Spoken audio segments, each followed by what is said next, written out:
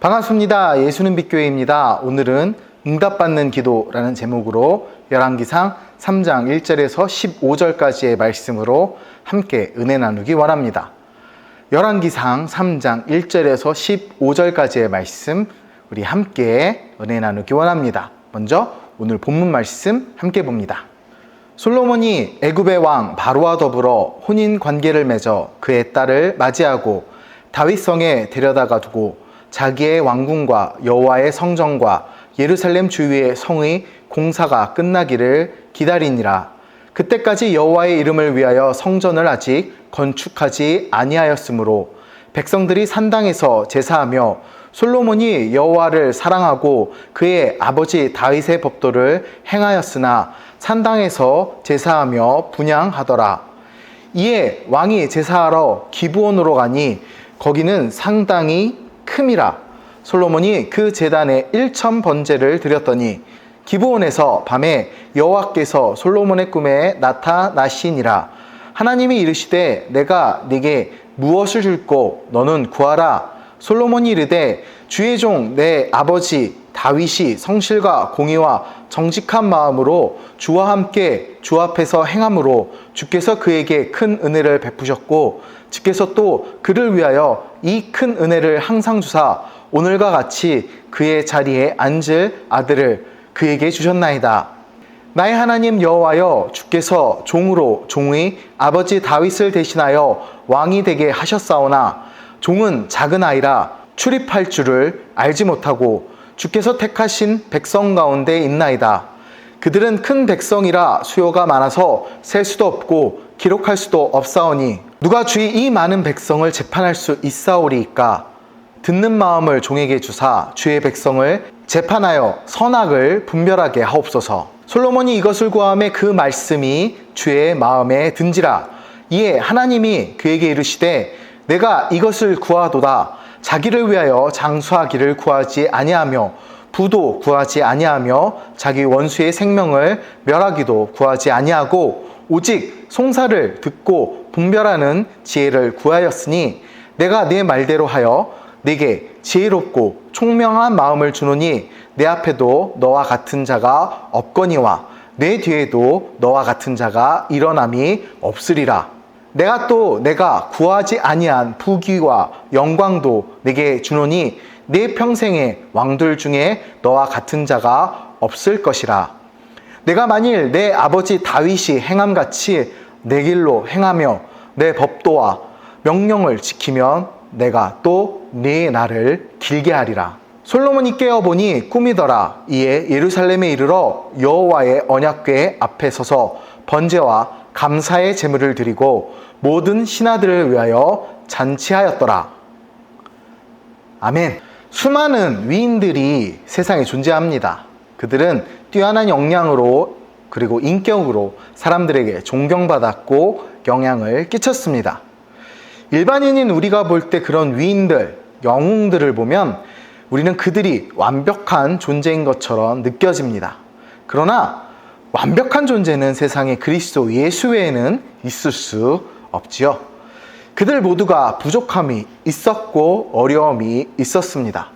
종종 우리는 완벽해야 하나님께 쓰임받을 수 있다고 생각합니다. 하나님이 우리를 쓰고자 부르실 때 자신은 부족하다 말합니다. 그렇지만 하나님은 알면 우리의 반응이 달라집니다. 우리를 사용하시는 하나님의 역사를 오늘 솔로몬을 통해 발견하기 원합니다. 깊은 본문으로 함께 들어가 보겠습니다.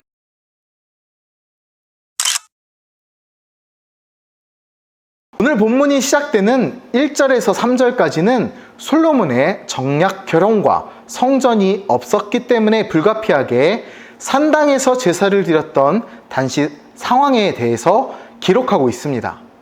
1절에서 바로의 딸과 결혼하는 솔로몬에 대해 나오는데 재미있는 것은 애굽의 왕 바로와 파라오와 혼인 관계를 맺어라 표현한 것입니다.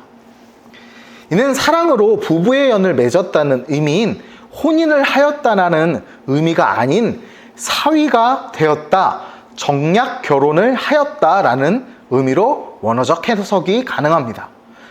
그러므로 오늘 본문은 나라 간의 약조를 더 돈독하게 다지고 또 국경지대의 안전을 보장하는 정치적 목적을 지닌 결혼, 즉 이집트, 애굽과의 정치적 동맹을 맺기 위한 정략 결혼을 나타내는 표현으로 이해할 수 있지요. 고대 근동에서 애굽, 곧 이집트는 최강국으로 군림하였기에 이집트가 외국으로 공주를 시집 보낸다는 것은 매우 이례적인 일이었습니다. 또한 이스라엘의 국제사회에서의 지위가 높아졌다는 의미이기도 합니다. 뿐만 아니라 이 혼인을 통해 군사, 경제적으로 중요한 전략 도시인 게셀이라는 도시가 주어졌는데, 이 도시는 열왕기상 9장 15절에서 17절에 게셀을 재건하였음과 이집트 파라오에게 결혼 선물로 받았음을 기록하고 있습니다. 여기에 이런 정치적 행보가 놀라운 것은 이집트 사람들은 창세기 43장 상시 2절을 보면 알 수 있듯이 이스라엘 사람과 히브리 사람과 식사하는 것조차 부정한 것으로 여겼다는 것이지요. 여기에 우리가 잘 알고 있는 이집트에서의 노예 생활, 무려 430년 가까운 노예 생활까지 더하면 이러한 솔로몬의 행보는 개인과 사회, 나라와 정치에서의 놀라운 변화입니다. 그렇게 솔로몬은 그런 모든 상황에서 자기 자신의 개인적 역량의 부족함을 느꼈습니다.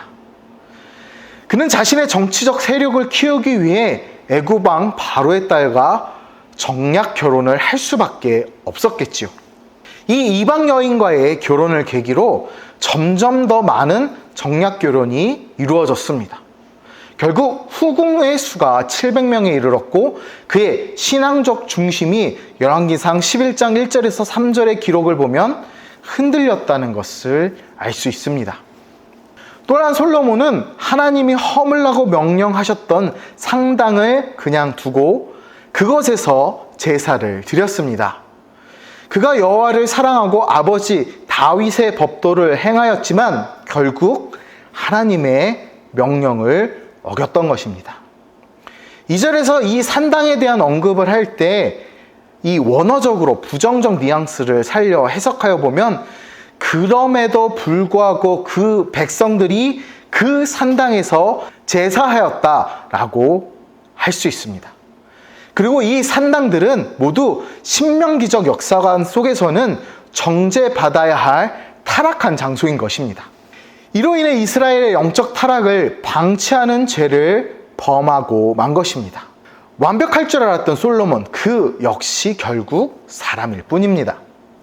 솔로몬에게 이렇게 부족한 모습이 있었던 것처럼 우리에게도 개인적인 역량 또 여러 실수가 부족함이 있습니다.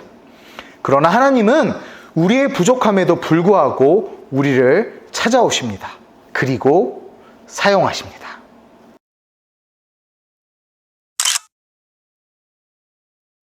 앞선 1절에서 3절은 솔로몬 통치 초기의 배경으로서 솔로몬의 정략 결혼과 성전이 없어 산당에서 제사를 드렸던 당시 종교적 상황에 대해 기록하고 있지요.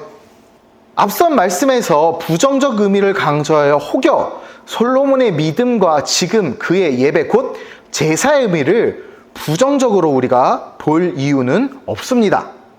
혹여 오해가 있을 수 있기 때문에 분명하게 지적하고 바로 잡을 것은 솔로몬의 1천 번제는 너무나 아름다운 예배입니다. 이제 이어지는 4절에서 15절까지 솔로몬은 기브온에서 하나님께 1천 번제를 드린 것과 그와 관련한 꾼 사건에 대해서 말씀하고 계십니다. 기브온은 사무엘상 22장 11절에서 19절의 기록에서 사울 당시 노비 제사장들이 죽임을 당한 이후 역대상 16장 39절, 21장 29절에서 성막이 옮겨진 곳으로 언약궤가 있었던 예루살렘과 더불어 이스라엘의 공동 성소가 되었던 곳입니다. 곧 그곳이 산당이었을지라도 이스라엘에게는 성소가 되었다는 것이죠. 부정한 산당이었지만 하나님의 예배 장소로도 사용되었다는 것입니다. 이곳에서 홀의 손자 우리의 아들 부살렐이 만든 놋단이 있었으며 그 산당의 규모도 매우 컸습니다. 그렇게 솔로몬이 1000번제를 드리기에 적절한 장소로 판단했을 것입니다. 자, 솔로몬이 기브온에서 1000번제를 드렸을 때 하나님은 그에게 나타나셔서 무엇을 원하느냐고 물으셨습니다. 솔로몬은 하나님 앞에 자신을 철저히 낮추며 이스라엘은 나의 백성, 자기의 백성이 아니라 하나님의 백성임을 인정했습니다. 자신은 종이며 어린아이와 같은 미약한 존재이기에 백성을 잘 다스릴 수 있는 지혜를 달라 요청했습니다. 솔로몬이 정략 결혼을 하고 산당에서 제사하는 문제가 있었지만 하나님 앞에서 겸손했고 백성을 사랑했습니다. 하나님은 그의 부족함에도 불구하고 이것을 귀하게 보시고 기뻐하셨습니다. 하나님은 우리의 부족함을 보시는 분이 아닙니다. 우리에게 있는 좋은 점을 보시고 기뻐하십니다. 우리가 부족하지만 겸손히 하나님께 나아갈 때, 이웃을 섬기려고 할 때 하나님은 기뻐하십니다. 우리의 작은 헌신도 귀히 보고 기뻐하십니다. 우리를 채우시고 인도하시는 분이 바로 하나님이십니다.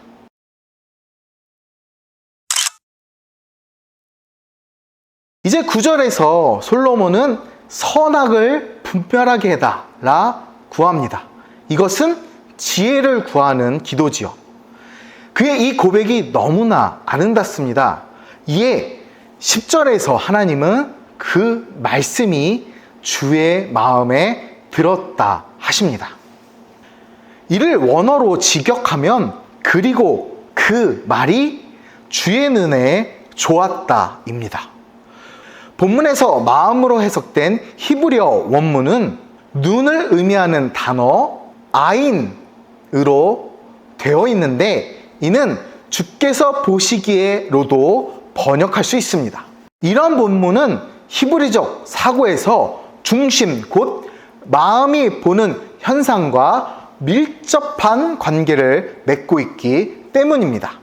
또한 마음의 든지라에 해당하는 원어는 뭐뭐보다 낫다, 안전하다, 합당히 여기다, 평안하다, 좋게 여기다, 기뻐하다, 즐겨하다 등의 아주 다양한 의미를 지니고 있습니다.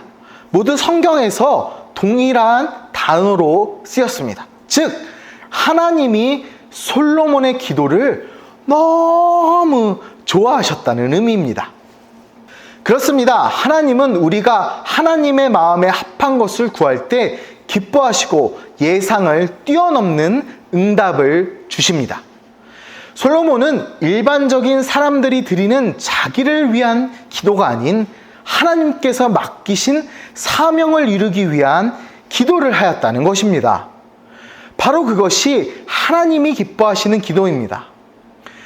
우리가 갖고자 하는 것을, 원하는 것을 구하는 기도가 아닌 하나님의 소명을 구하는 기도. 이제 11절부터 14절까지 이러한 솔로몬의 기도에 대한 하나님의 응답을 보십시오. 하나님은 솔로몬에게 지혜와 총명함과 전후 그와 같은 자가 없게 하시며 구하지 아니한 부와 영광, 장수의 축복을 내려주십니다. 마치 잠언 22장 4절에서 말씀하시듯 겸손과 여호와를 경외함의 보상은 재물과 영광과 생명이니라, 이 말씀처럼 이루어 주신 것입니다. 우리는 지혜를 구하는 솔로몬의 기도에 응답하시고 그가 구하지 않은 것까지 베풀어 주시는 하나님을 보기 원합니다. 우리가 사랑하는 하나님은 이런 분이십니다. 우리가 부족한 부분이 있어도 겸손한 모습으로 하나님께 나아가면 하나님은 우리를 결코 버리지 않으십니다. 우리가 능력이 좀 부족해도 하나님 뜻에 맞는 일을 하고자 애쓸 때 기도를 들어주십니다. 우리가 부족함에도 불구하고 쓰임받을 수 있는 이유는 하나님이 바로 이런 분이시기 때문입니다.